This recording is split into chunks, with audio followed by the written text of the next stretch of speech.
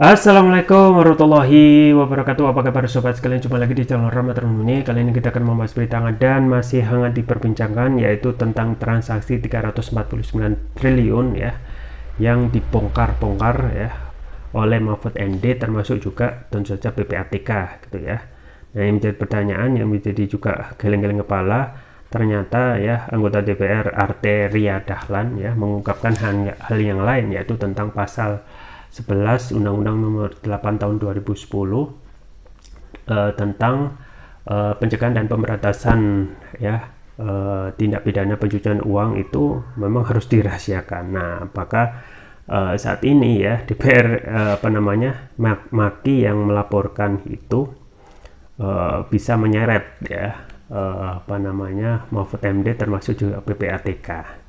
Ini suara purwakarta.id, purwokerto.suara.com. Langsung saja kita baca dan kita ulas. Mahfud MD dipanggil DPR gara-gara ungkap transaksi 349 triliun, yang ngomong keras supaya datang juga. Menteri Purwokerto Suara.com, Menteri Koordinator Politik Hukum dan Keamanan Menko Polhukam Mahfud MD siap menyampaikan klarifikasi terkait transaksi mencurigakan senilai 349 triliun rupiah yang diungkap Pusat Pelaporan dan Analisis Transaksi Keuangan PPATK kepada DPR RI. Mahfud diundang DPR RI untuk hadir rapat kerja bersama PPATK pada Rabu. Pokoknya saya Rabu datang, nanti yang ngomong-ngomong supaya keras supaya datang juga, kata Mahfud. Mahfud mengaku tidak masalah jika dia dan PPATK dilaporkan oleh Masyarakat Anti Korupsi Indonesia Maki ke Barreskrim Polri. Nggak apa-apa, bagus dilaporkan, kata Mahfud ya. Menurutnya dengan laporan tersebut juga akan diketahui apakah yang disampaikan DPR terkait melanggar kerahasiaan data tindak pidana pencucian uang itu benar melanggar atau tidak. Ia pun menegaskan pemerintah bukan bawahan DPR. Uji logika dan kesetaraan juga, jangan bilang pemerintah itu bawahan DPR, bukan, kata Mahfud. Sebelumnya Maki berencana melaporkan PPATK dan Mahfud MD ke Barreskrim Polri terkait dugaan tindak pidana kerahasiaan dokumen tindak pidana pencucian uang TPPU ya. 3 hari yang lalu yang kulaporkan PPATK, mulai hari ini kutambahkan Pak Mahfud, dan kan gitu. Selasa 1 hari sebelum rapat tanggal 29 Maret, kata Koordinator Maki Boyamin Saiman.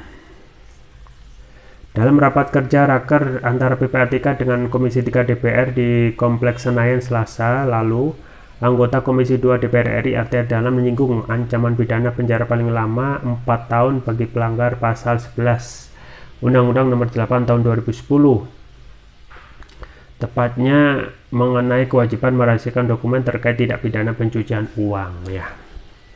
Ya itu ya sobat sekalian terkait dengan transaksi 349 triliun yang kita juga tidak membayangkan ya bisa sejauh ini, yang awalnya cuma ketidaksengajaan terungkap dari kasus Rafael Alun Trisambodo, tetapi merembet kemana-mana ya dan membuka tabir ya terkait korupsi gila-gilaan di negeri ini ya.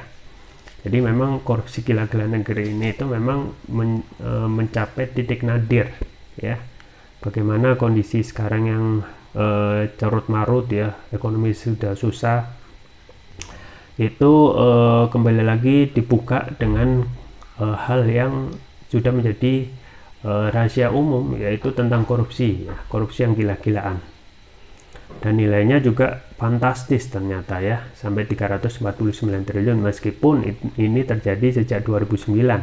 Tapi bisa saja gitu ya, ini fenomena gunung es yang sebenarnya ini yang terungkap, yang nggak terungkap lebih besar lagi gitu ya. Karena kita ya sebagai civil society tentu saja tidak mempunyai akses untuk mengorek ya, termasuk juga membuka ya, karena tidak mempunyai otoritas untuk membuka ya transaksi-transaksi janggal ya seperti yang bisa dilakukan oleh Pak Mahfud gitu ya. Pak Mahfud ya termasuk juga lembaga pemerintah, termasuk juga kementerian kan mempunyai otoritas. Nah, kita tidak gitu ya. Nah, bisa jadi gitu ya, apa yang tidak terungkap itu jauh lebih besar lagi. Mengingat hukum kita memang tidak memberikan efek jerah gitu ya.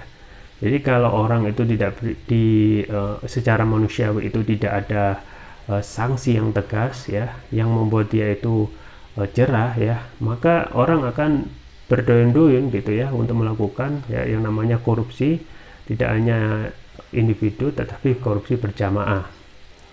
Dan parahnya ya, banyak juga dari tidak adanya political will dari pemerintah untuk benar-benar menuntaskan, mencegah dan memberantas tindak pidana KKN ya, korupsi, kolusi dan nepotisme, termasuk juga TPPU ya. Jadi TPPU ini juga luar biasa. Kalau sudah mendapatkan uang dengan cara yang tidak sah, dibelanjakan dalam segala bentuk hal ya, misalnya bisnis ya, kemudian di money changer ya dan lain sebagainya, ataupun merupakan ya dana yang tidak sah itu dengan pembelian aset dengan nama orang lain, sudah selesai.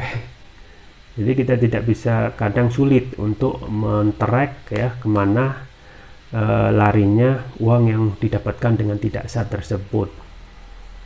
Nah, saat ini yang juga menjadi menghebohkan tentu saja bagaimana Arteria Dahlan kembali lagi membuat kontroversi, meskipun ini undang-undang pasalnya legal gitu ya, pasalnya sesuai dengan konstitusi tentang pencegahan dan pemberantasan tindak pidana pencucian uang, pasal 11 Undang-Undang Nomor 8 Tahun 2010, bahwasanya tentang merahasiakan ya, kewajiban merahasiakan dokumen terkait TPPU ya.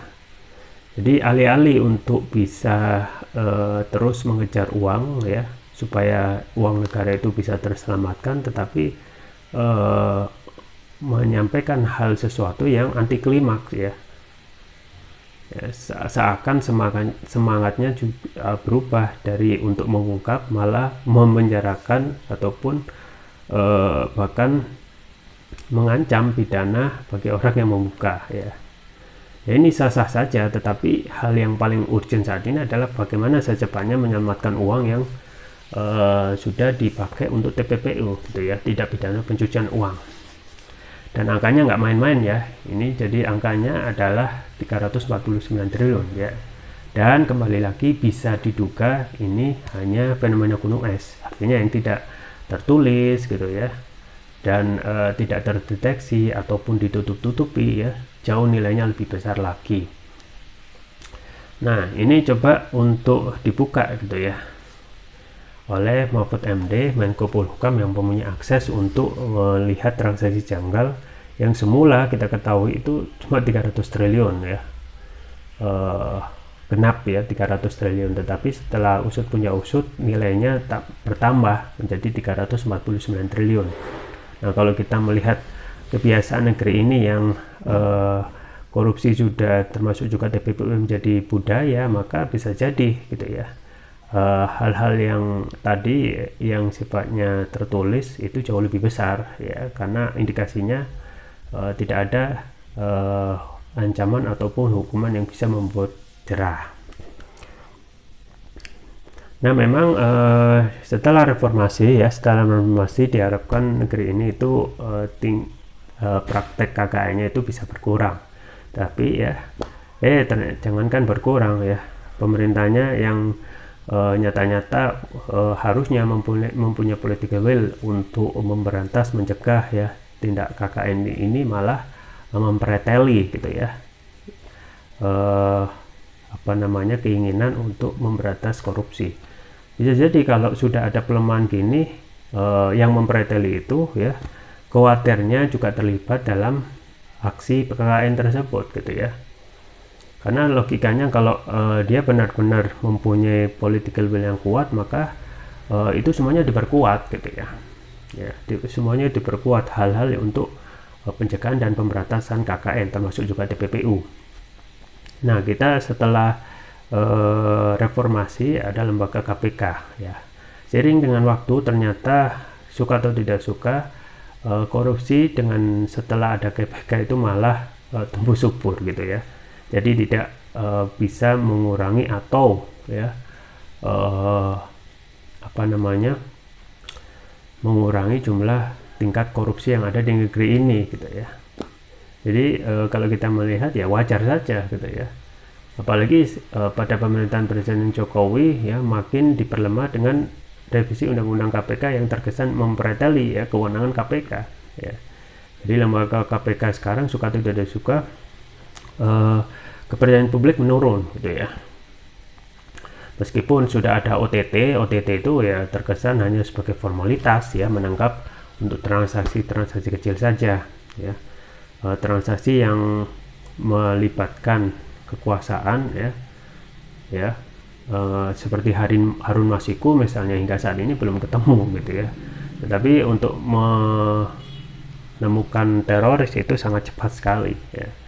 Padahal kita ketahui teknologi untuk menemukan manusia di negeri ini itu sangat canggih sekali gitu ya. Bahkan orang terduga teroris itu sudah dibombardir ya, ditembak sampai mati. Nah, kenapa korupsi itu tidak? Padahal yang membuat ya negeri ini compang-camping yaitu korupsi ya, the common enemy, extraordinary crime ya.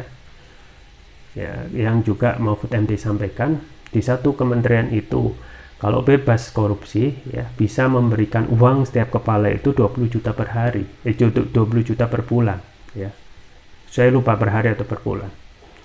Belum kementerian yang lain ya, bayangkan ya. Jadi korupsi itu sudah menjadi mendarah daging ya di negeri ini. Jika kalau kita menunjuk ya depan, belakang, kanan, kiri, hampir tidak ada yang tidak terlibat korupsi ya. Hanya segelintir orang yang benar-benar bersih, dan itu pun kalau dibiarkan juga ikut tercemar juga gitu ya terhadap praktek KKN. Nah, kita ketahui ya transaksi 349 triliun ini fantastis ya. Di saat kondisi sekarang masyarakat sudah susah ya, jangankan untuk mendapatkan penghasilan, untuk mempertahankan hidup dengan sesuap nasi aja susah gitu ya. Dan itu juga yang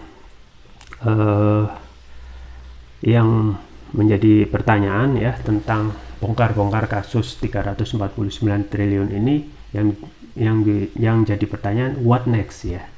Kalau benar-benar akan dibongkar, akan diungkap, dan supaya tidak kena delik ya pasal 11 Undang-Undang Nomor 8 Tahun 2010 tentang pencegahan dan pemberantasan tindak pidana pencucian uang, maka memang nanti gitu ya, nanti sidangnya ataupun RDP-nya, rapat dengar pendapatnya dengan DPR pasti akan tertutup. Nah, yang menjadi pertanyaan adalah what next ketika semuanya itu diungkap. Apakah akan menangkapi ya semua pejabat yang terlibat dalam TPPU, atau hanya cuap-cuap semata ya pada rapat dengar pendapat dengan DPR? Karena saat ini ya terkesan belum ada yang tangkap gitu ya, padahal itu sudah melanggar pasal ya TPPU ya, tidak pidana pencucian uang ya, Undang-Undang Nomor 8 Tahun 2010, yang harusnya kita itu kadang nggak habis pikir ya. Di satu sisi orang ngomong saja di penjara sampai lama ya, sedangkan korupsi itu terkesan disayang-sayang gitu ya, bahkan terkesan juga dibebaskan ya. Jadi segala tindak pidana yang terkait dengan korupsi itu seakan tumpul gitu ya. Nah, kasus Indosuria misalnya yang kalau tidak ada desakan publik bisa jadi itu lepas bebas tanpa ada pidana, padahal di situ jelas ya merugikan pelanggan ya, dengan nilai potensi korupsinya sampai ratusan triliun ya. Nah, ini kita akan menunggu ke depan apakah setelah ada pengungkapan oleh Mahfud MD ya akan ditangkap ya sesuai dengan, kalau kita konsisten dengan pasal 11 Undang-Undang Nomor 8 Tahun 2010 ya. Kalau konsisten harus benar-benar diadili ya. Tetapi kita tahu lah ya, kita tahu kondisi negeri ini yang masih tumpul ke atas, tajam ke bawah. Jadi hukum itu suka-suka siapa yang memimpin, suka-suka siapa yang dekat dengan kekuasaan. Kalau pengen aman ya dekat kekuasaan. dan itu akan menjadi ancaman kalau orang tersebut di luar kekuasaan atau oposisi. Akan sangat mudah sekali, apalagi aktivis. Nah, memang ini sudah dilaporkan ya kalau kita konsisten, tapi kita tentu saja tidak berhenti dari laporan oleh Maki ya, dan saya yakin ini tidak akan diproses. Nggak mungkin siapa juga yang mau nangkap Mahfud MD dan juga PPATK. Ibaratnya jeruk makan jeruk gitu ya. Jadi kita tunggu saja ke depan apa yang akan terjadi disampaikan oleh Pak Mahfud MD, apakah benar membongkar sekaligus juga memberikan sanksi pidana sesuai dengan Undang-Undang TPPU. Itu saja yang bisa saya sampaikan, semoga bermanfaat. Jangan lupa like, share, dan subscribe. Sampai jumpa lagi. Wassalamualaikum warahmatullahi wabarakatuh.